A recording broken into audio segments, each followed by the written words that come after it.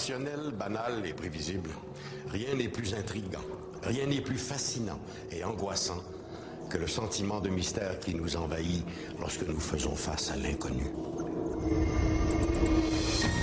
Le 5 avril 1925, un visiteur se présente à une demeure cossue du boulevard Anderson dans le quartier de Westgate à Winnipeg.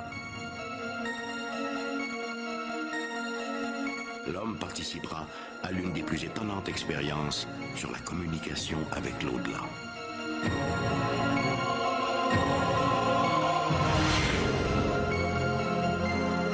Au début du XXe siècle, la quête d'un contact avec les morts est à la mode. Tout le monde s'improvise médium. Qu'arriverait-il si l'un d'eux tenait dans ses mains la destinée du Canada?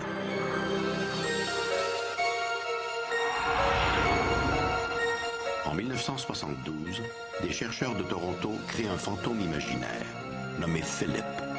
Et bientôt, Philip prend le contrôle de leur expérience. À la moindre rumeur de fantôme, journalistes et amateurs se précipitent sur les lieux des présumées apparitions. Mais peut-on filmer un fantôme? Une équipe locale aurait-elle réussi ce scoop incroyable?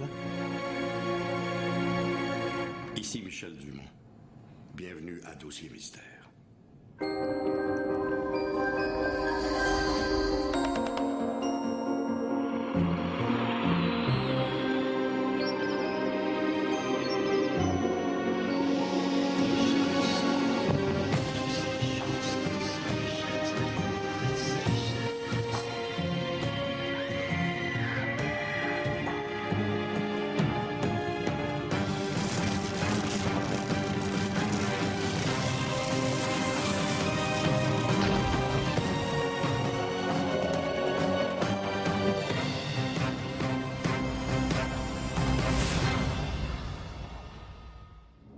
Le spiritisme, c'est l'art de communiquer avec les défunts. Le phénomène est né aux États-Unis au milieu du 19e siècle. De là, il a vite conquis le Canada, puis l'Europe. Le spiritisme a fait l'objet de nombreuses recherches scientifiques à cette époque. Par des moyens souvent fort ingénieux, des chercheurs ont tenté de valider la réalité de ces échanges avec le monde des morts. L'un de ces scientifiques, le Canadien Thomas Glendenning Hamilton, est vite devenu une figure de proue dans ce domaine.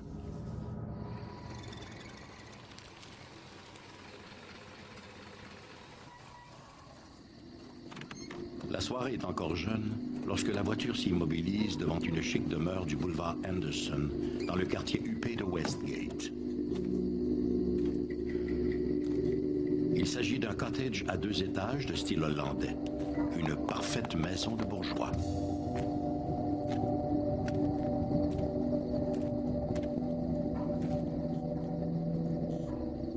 Par les grandes fenêtres illuminées du premier, l'homme remarque que la maison semble déserte, mais il sait qu'il n'en est rien. En fait, il y a peut-être plus de visiteurs dans cette maison qu'il n'y a d'invités.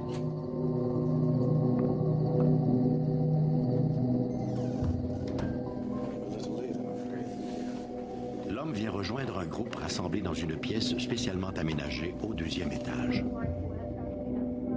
Des hommes et des femmes sont assis sur des chaises, formant une sorte de fer à cheval. Dos aux invités, une quinzaine d'appareils photographiques. Leur objectif braqué sur le groupe. Tous les appareils sont reliés à un déclencheur à distance. Au centre est placée une petite table en bois.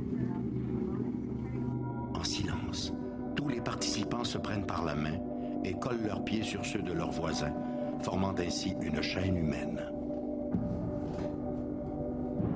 Commence alors l'étrange séance. L'esprit, ami de l'autre monde, désirez-vous communiquer avec nous? Mes amis, êtes-vous là? Soudain, un bruit se fait entendre, celui d'un meuble mal ajusté qui vacille sur ses pattes. Finalement, dans l'éclair du flash, c'est l'étonnement. La table flotte maintenant à l'envers, à 1 mètre du sol. Tous n'ont qu'une pensée, pourvu que la photo soit bonne. Au lendemain de la Première Guerre mondiale, alors que l'on enterre quelques 8 millions de victimes du conflit, L'intérêt pour les recherches psychiques et communication avec l'au-delà connaît un regain sans précédent. En France, l'Institut Métapsychique International se livre à toute une série d'expérimentations sous les directives du docteur Charles Richet, prix Nobel de médecine de 1913. Au Canada, c'est aussi un médecin, le docteur T.J. Hamilton, qui va devenir le fer de lance de cette recherche controversée. Le docteur Glenn Hamilton est un personnage fascinant. Il est né en Ontario et s'est établi au Manitoba où il est devenu médecin. Sa carrière a été très riche. Il a été membre du corps législatif du Manitoba et est l'un des responsables de la faculté de médecine de l'Université du Manitoba. Durant les années 1930, il était aussi sans doute le plus célèbre chercheur canadien en parapsychologie. Un ami à lui, le docteur Allison, qui était attaché au département d'anglais de l'Université du Manitoba, s'est rendu aux États-Unis pour y voir une femme qui, par le biais d'une planchette Ouija, disait recevoir des messages d'une défunte du nom de Patience Worth. Cette Patience Worth aurait dicté de l'au-delà toutes sortes de livres allant de la nouvelle à la poésie, et ce, à un rythme étonnant.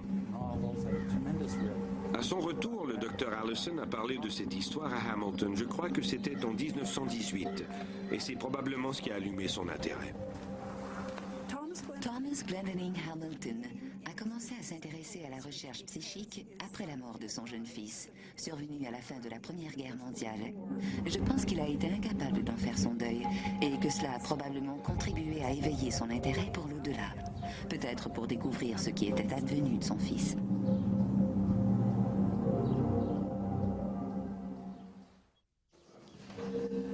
Hamilton aménage un laboratoire dans la grande chambre du deuxième étage de sa résidence du boulevard Henderson. Il est plus que conscient de l'importance qu'auront les photographies prises lors de ces séances. Elles deviendront le point d'appui de ses recherches. Afin de documenter certains de ces phénomènes, Hamilton avait monté une série de caméras et de flashs automatiques qui pouvaient être activés dans l'obscurité la plus totale. Il y avait là des caméras stéréoscopiques et d'autres placées de manière à couvrir certains angles ou à prendre des gros plans. Son idée était de photographier ces manifestations dans la noirceur.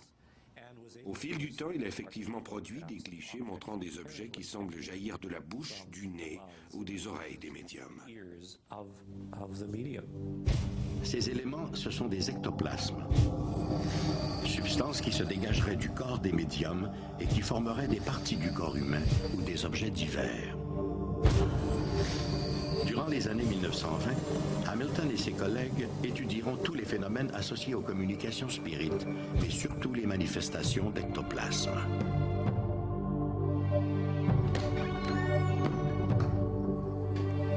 Fidèle à sa règle, Hamilton ne fait appel qu'à des médiums non professionnels, bénévoles, qu'il connaît personnellement et qui acceptent de se soumettre à toutes les mesures de contrôle qu'il leur impose.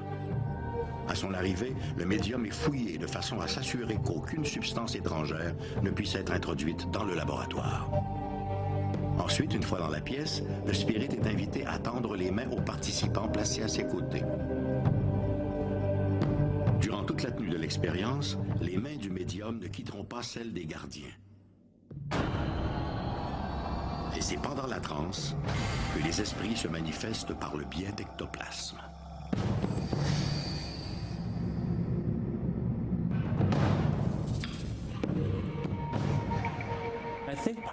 Je pense qu'une grande partie de l'intérêt vient des photographies elles-mêmes. Ne dit-on pas qu'une photographie vaut 1000 mots? Les gens croient ce qu'ils voient sur les photographies. Hamilton était un médecin, une profession qui lui assurait une position de choix dans la communauté et une aura d'honnêteté et d'intégrité. Il était membre du Parlement provincial et jouissait d'une grande crédibilité. Le fait qu'il ait pu photographier l'objet de ses recherches et que ses clichés pouvaient être évalués indépendamment de lui légitimait son honnêteté. C'est ce qui lui a sans doute permis de faire ses recherches sans avoir à subir d'attaques personnelles. Entre 1928 et 1933, T.J. Hamilton organise des dizaines de séances du genre. Des invités triés sur le volet viennent des 4 coins du monde pour assister à ces expériences. Parmi eux figure le romancier Arthur Conan Doyle, le père de Sherlock Holmes, et le futur premier ministre du Canada, William Lyon Mackenzie King, venu s'entretenir avec le docteur Hamilton. Il n'y avait pas que des avocats ou des médecins qui s'adonnaient à ce genre de recherche. Dans les années 1930, même le premier ministre du Canada, William Lyon Mackenzie King, s'intéressait à ces phénomènes de survie et de communication avec l'au-delà. Si les séances et les photos réussissent à convaincre Hamilton et ses compagnons que l'âme survit après la mort, nombreux sont ceux qui n'y voient qu'une supercherie. Il est tout à fait certain que Hamilton croyait en ces phénomènes. Je pense que lui n'aurait jamais accepté de participer sciemment et volontairement à une fraude, quelle qu'elle soit. Cela dit, il est vrai que plusieurs photographies sont douteuses, et c'est ce qui entretient l'idée que les fraudes ont quand même pu être perpétrées par certains des participants. Il était sérieux dans ce qu'il faisait. Ses recherches étaient rigoureuses et il appliquait une certaine méthodologie scientifique. Pourtant, dans plusieurs cas, ces photographies montrent des phénomènes qui semblent fabriqués ou qui auraient pu être facilement fabriqués. On peut se demander pourquoi les participants étaient-ils autant convaincus de leur authenticité. À l'époque, tous les gens impliqués directement dans ces recherches étaient convaincus de leur authenticité et qui plus est le sont demeurés par la suite. 30, 40 ou 50 ans après ces recherches, les participants continuaient d'écrire de manière positive sur leurs expériences.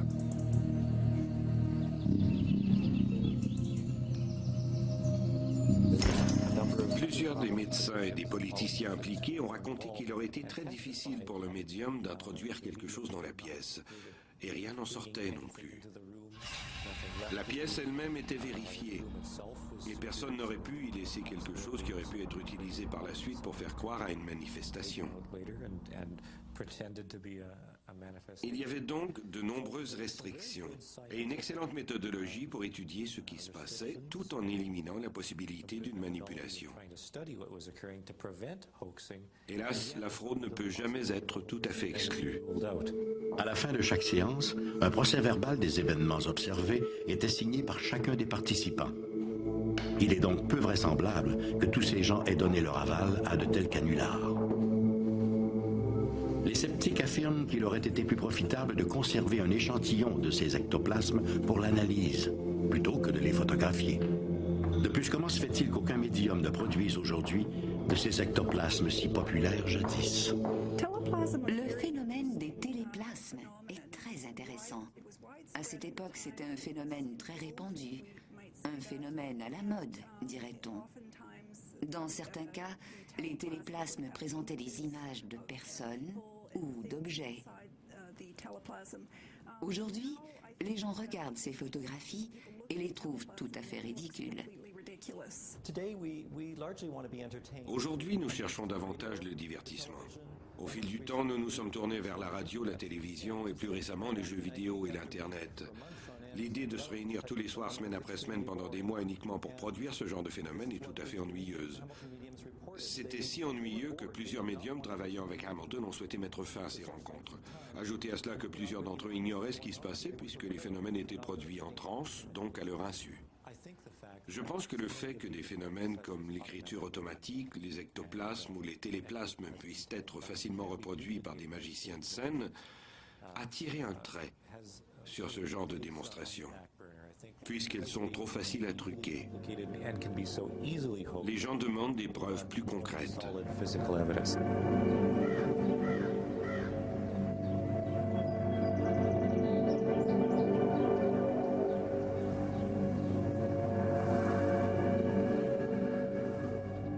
Depuis les recherches de T.J. Hamilton, le spiritisme s'est transformé, tant et si bien que l'art de faire tourner des tables a pratiquement disparu.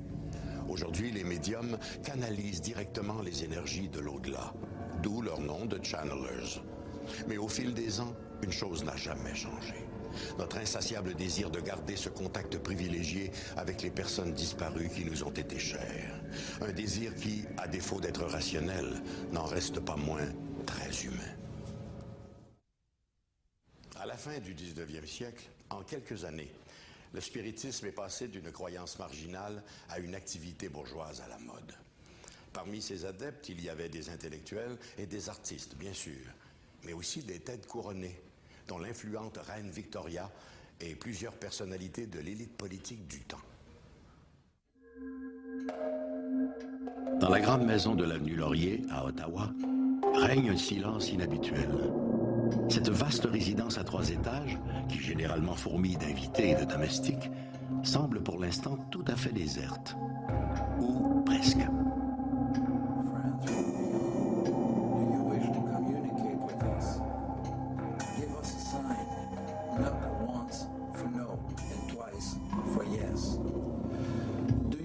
Communicate with us.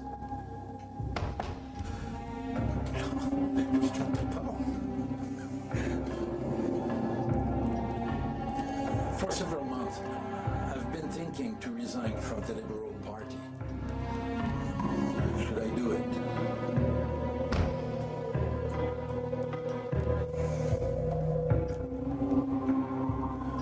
The unemployment is still very high all across the country. Will the labor program proposed by Mr. Bennett change something?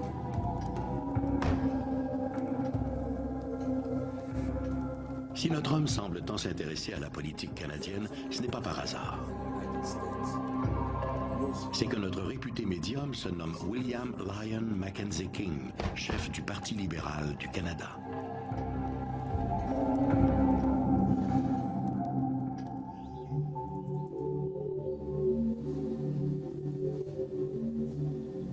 En 1908, alors que Mackenzie King commence à briller au sein du Parti libéral du Canada, rien ne laisse croire que celui-ci deviendra un adepte du spiritisme. Célibataire, très près de sa mère, il mène une vie austère.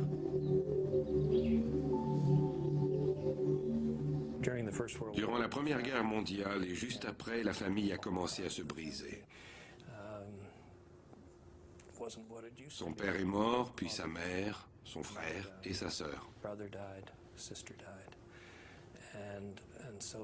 Cette famille, ce cocon, le seul dans lequel Mackenzie King se soit senti confortable, a pratiquement été réduit à néant. Il a commencé à se sentir très seul.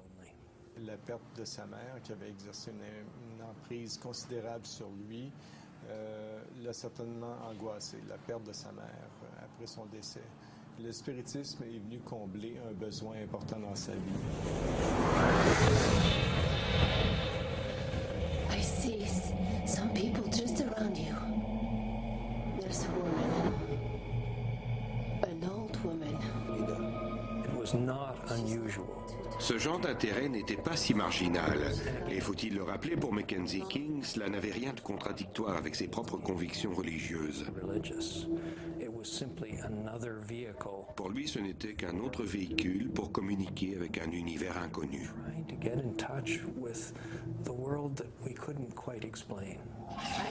some transformation. En mars 1925, Mackenzie King, qui s'intéresse de plus en plus aux sciences occultes, consulte une certaine Rachel Blenay, une voyante de Kingston, en Ontario. I feel celebration. La médium lui prédit une écrasante majorité au scrutin d'octobre 1925. Effectivement réélu, King mettra toute sa confiance dans le pouvoir des médiums. Quiconque a jamais étudié Mackenzie King sait que l'important pour lui, ce n'était pas tant les messages, que le sentiment que ses proches disparus continuaient de veiller sur lui.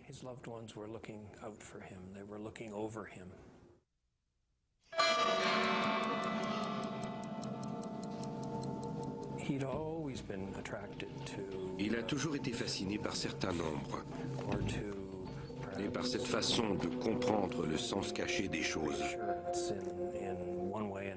Certains appelleraient cela de la superstition. Il est arrivé qu'en pleine chambre, il était assis à son pupitre, à son siège, et il a observé il a remarqué que plusieurs députés conservateurs étaient manquants. Et en fonction de la disposition des bancs et des des absents à ces bancs-là.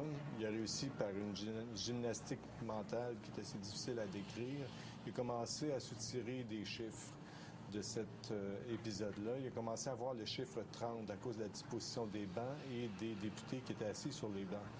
Et donc, le chiffre 30, à partir de là, a pris une certaine importance dans sa vie. En 1930, Mackenzie King est défait aux élections. Ses responsabilités publiques étant diminuées, King peut dès lors consacrer plus de temps à ce qu'il appelle ses recherches psychiques. Cependant, la discrétion est de mise. Ses plus proches conseillers voyaient ce qu'il faisait. L'un d'eux a même écrit dans son journal que tout cela était, politiquement parlant, de la dynamite. Si cela venait à être connu, la réputation de Mackenzie King en souffrirait. En 1948, William Lyon Mackenzie King se retire de la vie publique. Mais jusqu'à la fin de sa vie, il entretiendra avec l'au-delà une relation privilégiée. Bon nombre de ses expériences avec le monde occulte sont relatées dans son journal intime. Ce journal-là, Mackenzie King avait demandé qu'il soit détruit, en particulier les passages qui reflétaient certains aspects de sa vie privée, entre autres son intérêt sur le spiritisme. On peut supposer que c'était ça. Ses héritiers ne se sont pas entendus sur ce qu'ils devaient faire parce que les pensées politiques et relatives à la vie privée étaient enchevêtrées sur un même document, donc c'est impossible de procéder à un découpage. Le journal est demeuré intact et a servi à plusieurs historiens. Aujourd'hui, il est disponible sur l'Internet, sur le site du gouvernement du Canada, sur les archives nationales. Le 22 juillet 1950, Mackenzie King meurt paisiblement dans son lit du domaine Kingsmere. Après une vie consacrée au peuple canadien, il peut maintenant aller rejoindre cet au-delà qu'il a tant invoqué en secret. C'est ainsi que se termina la double vie de Lyon Mackenzie King. Un historien de l'Université d'Ottawa a écrit un article très intéressant sur Mackenzie King et le monde des esprits. Essentiellement, ce qu'il disait, c'était « Comment est-il possible de vivre une double vie ?» Comment peut-on le soir être si passionné par l'au-delà et le jour s'en détacher complètement? Tout cela a certainement dû avoir un impact. Je pense que les séances de spiritisme, ces croyances dans les esprits, dans l'au-delà, ainsi de suite, je pense que ça n'a jamais exercé la moindre influence sur sa politique, et surtout pas pendant la guerre, parce qu'il a renoncé d'ailleurs au spiritisme durant cette période-là de sa carrière politique. Malgré les recherches menées par le Dr. T.J. Hamilton dans la première moitié du 20e siècle, malgré l'intérêt passionné de plusieurs personnalités publiques et politiques, malgré les progrès scientifiques, la preuve de l'au-delà reste encore à faire. 150 ans de communication médiumnique n'ont pas apporté cette preuve irréfutable dont rêvaient les spirites. Avec humour, Woody Allen disait « Je ne crois pas à l'au-delà, mais j'en porte quand même un caleçon de rechange. » Sage précaution. Au début des années 1970, des chercheurs de Toronto ont réussi à créer un fantôme imaginaire qu'ils ont nommé Philip.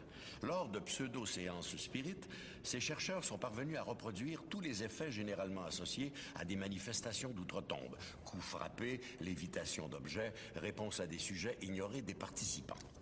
Aujourd'hui, l'expérience de Philip le fantôme demeure la plus importante de toute l'histoire de la parapsychologie.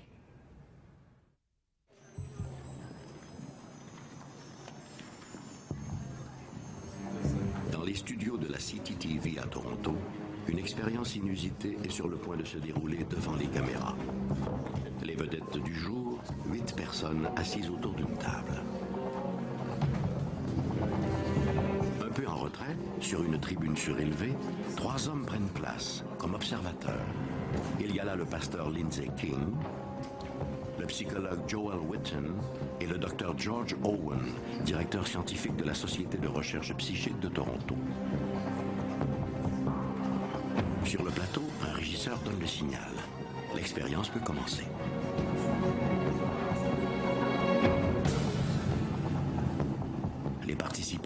leurs mains à plat sur la table, puis entament leurs incantations.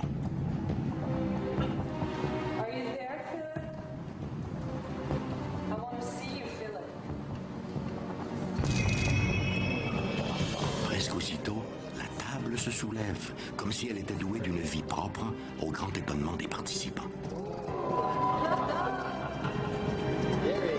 Mais bientôt, il apparaît que le dit Philip n'apprécie pas trop sa position au milieu de l'assistance. Il entraîne vers le révérend King la table, et avec elle les 8 médiums, qui s'efforcent tant bien que mal de garder leurs mains sur le plateau. Une fois immobilisé, un des participants suggère à l'ecclésiastique de dire bonjour à Philip. Hello, Philip. Aussitôt, la table se soulève. Le seul problème, c'est que Philip n'existe pas et n'a jamais existé. Philip est un fantôme imaginaire, un fantôme créé de toutes pièces. À l'automne 1972, le docteur George Owen, directeur de la Société de recherche psychique de Toronto, élabore une expérience singulière. George Owen était un mathématicien, généticien, qui était en Angleterre, à l'université de Cambridge, et qui s'est intéressé au cas de poltergeist. Avec l'aide de 8 personnes, 3 hommes et 5 femmes, qui n'ont a priori aucun don pour communiquer avec les esprits, le Dr Owen va mener une des plus importantes expériences parapsychologiques du 20e siècle. Philip, le fantôme imaginaire. Philip le fantôme imaginaire est une expérience menée par un groupe de recherche en parapsychologie de Toronto pour démontrer que certains événements à caractère paranormal peuvent se produire sans l'intervention d'esprits venus d'ailleurs.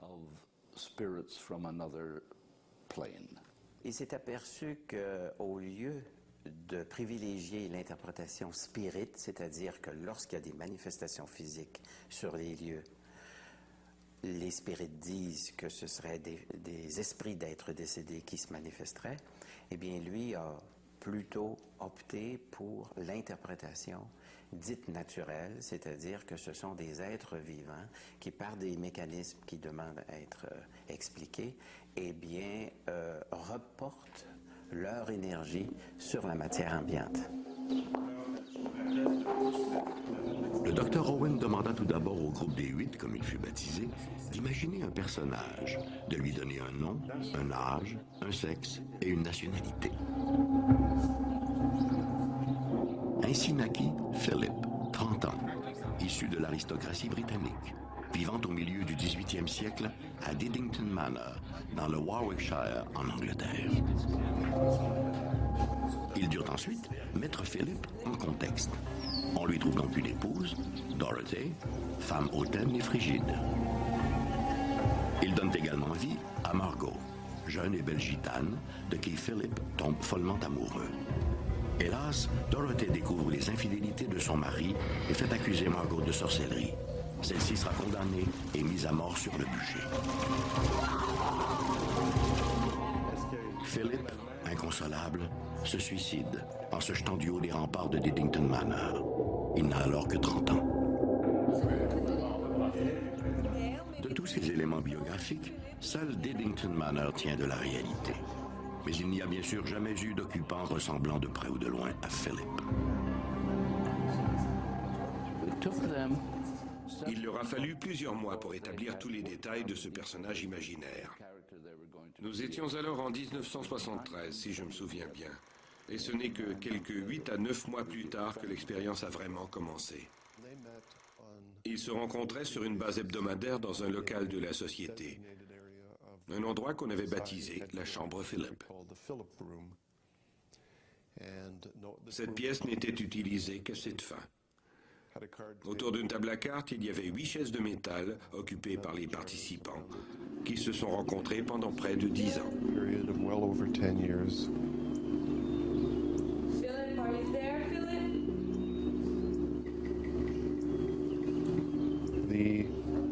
Dans un état de méditation, le groupe était assis en rond autour d'un portrait de Philip, essayant de produire une apparition. 1 an plus tard, il ne s'était toujours rien produit. Aucun phénomène, aucune apparition. Philip, we're looking for you. Philip, give us a sign, please. Alors, au tout début de ces séances-là, on a développé une amitié. Cette amitié, au fur et à mesure des mois qui passaient, sans effet de psychokinésie ou de télékinésie. Et à un moment donné, donc, il change de stratégie. Et là, tout à coup, les premiers effets sont sentis. Alors, ce sont ces effets des coups frappés qui venaient au-dessus ou en dessous de la table, et puis des mouvements de table. Donc, des phénomènes physiques que l'on peut documenter. Give us a sign, Philip. Philip, are you there, Philip? Within a month Après un mois ou deux de discussion avec le fantôme imaginaire de Philip, to this imaginary les ghost participants ont commencé à entendre des coups sur la table. on the table. In turn, each person Les gens disaient par exemple « Bonjour Philippe » ou « Allô Philippe », et aussitôt, ils ressentaient un coup juste sous le bout de leurs doigts. underneath their fingertips. Or if a visitor Ou encore si un visiteur se présentait et prenait place en disant lui-même « Bonjour Philippe », il ressentait à son tour un cognement sous ses doigts. these raps were Ces coups étaient audibles et ont été enregistrés sur bande. and had a characteristic Ils avaient aussi une enveloppe sonore tout à fait caractéristique. and we've Nous avons published publié tous les détails de cette étude sonore. auditory study. Les cognements ont éventuellement cédé la place aux secousses de la table. Puis elle a commencé à se déplacer pour enfin se renverser littéralement sur le côté. Pour les participants, ces phénomènes étaient la preuve du succès de l'expérience.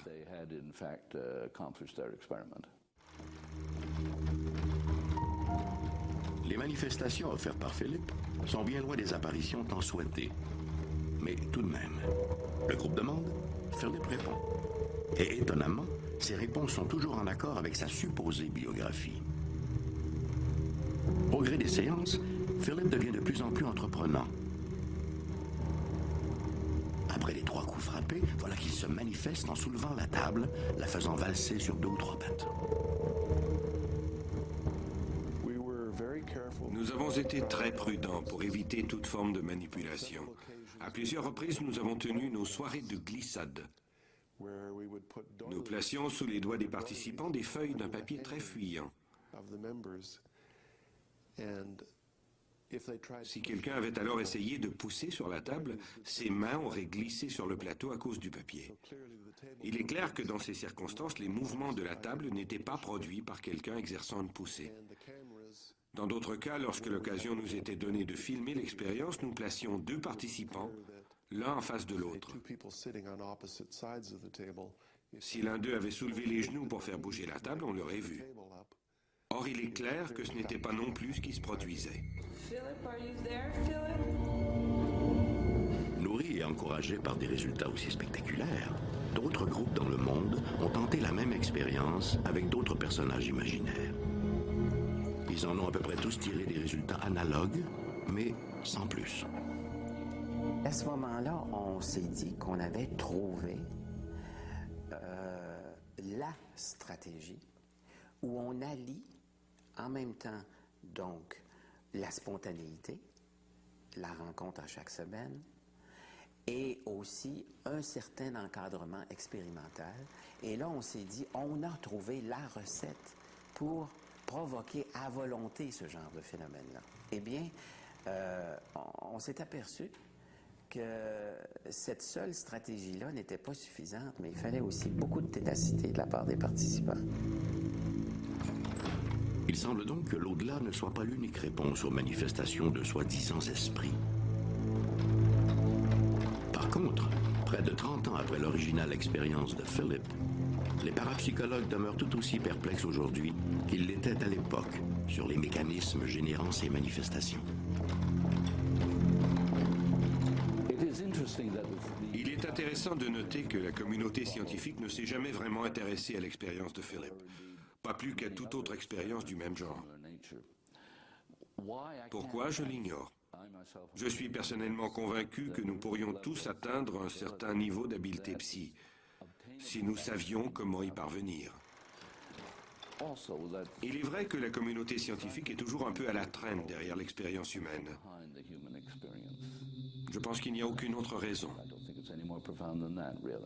Que ce soit du côté de l'école spirit, que ce soit du côté de l'école parapsychologique, on ne peut pas arriver avec des preuves scientifiques parce que la preuve scientifique implique que non seulement on puisse observer les phénomènes, les reproduire à volonté, mais ensuite qu'on puisse les expliquer, c'est-à-dire avoir une théorie qui nous permet ensuite d'en prédire l'émergence.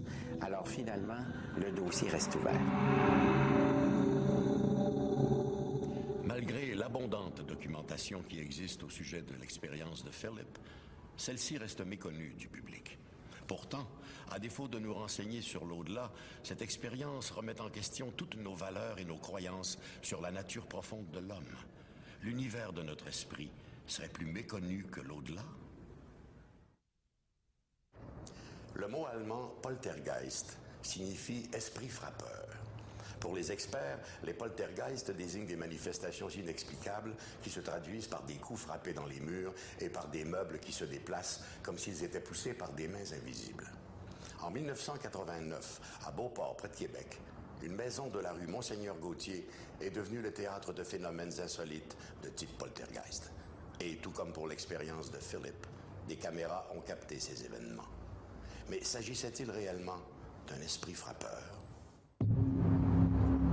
En ce matin d'août 1989, le temps est gris à Beauport, en banlieue de Québec. Pendant que la jeune Nancy se prélasse dans son lit, sa mère termine son déjeuner. Soudain, un bruit sourd, juste au-dessus de la tête de Nancy, ramène celle-ci à la réalité. Quelques secondes plus tard, un autre bruit, cette fois beaucoup plus violent, la sort définitivement du sommeil. À quelques centimètres de son lit, le mur est défoncé. L'adolescente est terrifiée. Le manège, qui dure déjà depuis plusieurs semaines, fait dire à tous les locataires de la maison que l'heure du déménagement vient juste de sonner.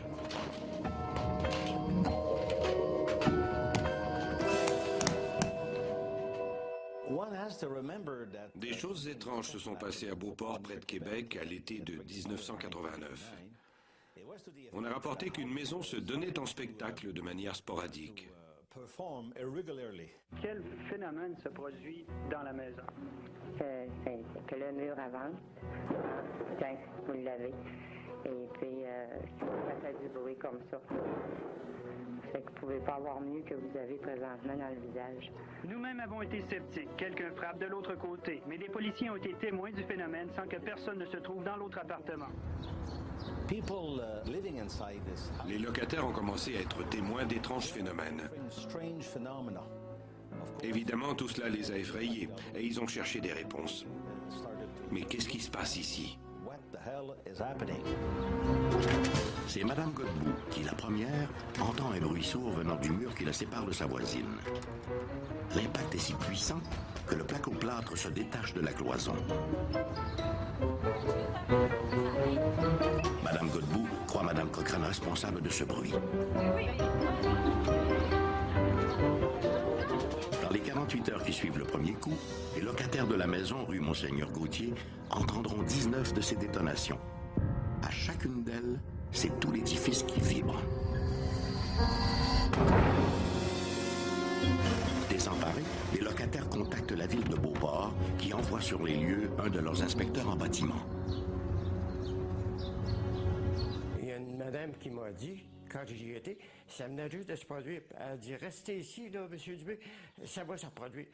Puis elle dit, appuyez-vous l'épaule après le mur, puis elle dit, allez voir, elle dit, qu'est-ce que ça fait? J'attendais des claquements. C'était des claquements, pas comme des petits coups de fusil. Et puis, je me suis appuyé l'épaule après le mur. Et puis, tout d'un coup, là, ça a frappé. J'ai été projeté assez pour être saisi. Fait que là, j'ai constaté qu'il y avait quelque chose qui était anormal qui se produisait. Après quelques jours, les nerfs sont à fleur de peau rue Monseigneur-Gauthier. Tout le monde accuse tout le monde. Tout le monde soupçonne tout le monde et personne ne croit plus personne. Les locataires de la maison hantée, comme on dit dans le voisinage, ont un urgent besoin d'aide.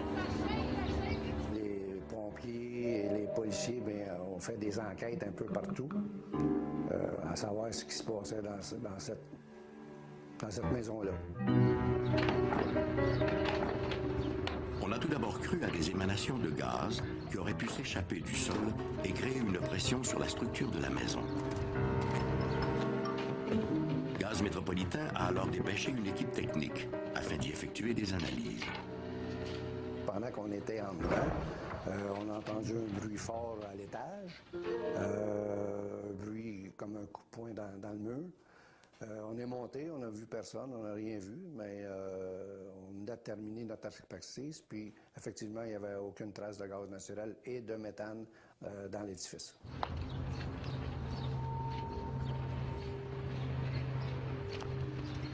Une équipe de la télé locale, s'emparant du cas, a même filmé un ingénieur géologue qui, lui, soupçonnait le sol argileux d'être responsable de tout ce branle-bas. La cloison qui bouge est une cloison qui agit un peu comme une membrane et si elle bouge, c'est parce qu'elle a des secousses qui viennent des murs et non du toit. C'est ce qu'on appelle le tassement différentiel. La pression des murs sur la membrane proviendrait de l'effet d'assèchement du sol dû à l'absence de précipitation. Dans les jours qui ont suivi ce reportage, la région connut des précipitations abondantes, mais rien ne changea. De plus, si le sol avait été responsable de ces détonations, pourquoi les autres maisons du voisinage auraient-elles été épargnées? Si les maisons voisines n'étaient pas affectées par ces phénomènes, il fallait peut-être regarder l'année de leur construction, voir comment avaient été construites leurs fondations et aussi analyser leur sous-sol. Il y avait peut-être un énorme rocher sous la maison voisine de celle où ces manifestations étaient observées. Son soutien aurait pu être tout à fait différent.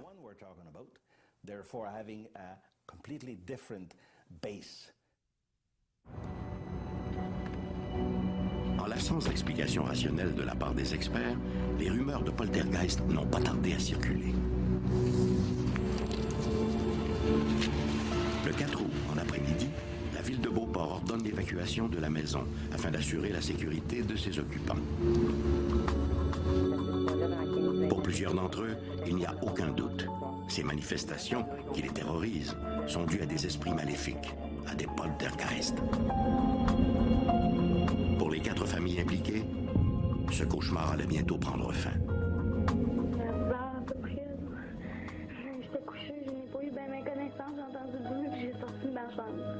Tant que ce n'était qu'un mur qui était victime du phénomène, les autorités publiques toléraient la présence des locataires. Mais maintenant que plus d'un mur est touché ailleurs dans la maison, on ne prend plus de risques, on a exigé l'évacuation. À ce moment-là, les gens étaient presque en panique, propriétaires, locataires. Les gens avaient la crainte et ils avaient peur de ce qui se passait. Et les gens ne voulaient plus rester là, ne voulaient pas coucher là ce soir-là. Durant le mois d'août, les locataires sont revenus dans leur ancien appartement afin d'y récupérer leurs effets. Il semble que les bruits y étaient moins puissants et plus espacés. Si bien que, à la fin d'août, l'étrange phénomène semblait terminé. Les esprits avaient définitivement quitté l'immeuble du 3566 Monseigneur Gauthier. Je ne suis pas un fervent de fantômes, d'ovnis ou quoi que ce soit. Mais ce que je peux vous dire, c'est que la bâtisse est encore là et qu'elle est habitée. Selon moi, il est possible que l'été particulièrement sec de 1989 soit en quelque sorte responsable du phénomène de Beauport. Un phénomène dont l'explication est probablement naturelle. Certainement pas surnaturelle. Lorsqu'il est question de manifestations d'outre-tombe, les chercheurs en parapsychologie s'identifient surtout à 2 écoles de pensée. Les survivalistes, qui croient que les poltergeists sont l'œuvre d'entités désincarnées, et les psychologistes, qui, eux, au contraire, pensent que ces phénomènes ne sont qu'une simple manifestation involontaire d'un pouvoir encore inconnu du cerveau, comme semble le démontrer l'expérience de Philip. C'est un débat qui est à la fois mystique et scientifique. Notre âme contre notre esprit. Quand l'inconnu ébranle jusqu'à notre confiance en ce monde, notre imagination s'emballe. Mais les vrais mystères Ceux qui défient toutes les explications rationnelles ne sont-ils pas une porte ouverte sur la véritable connaissance ?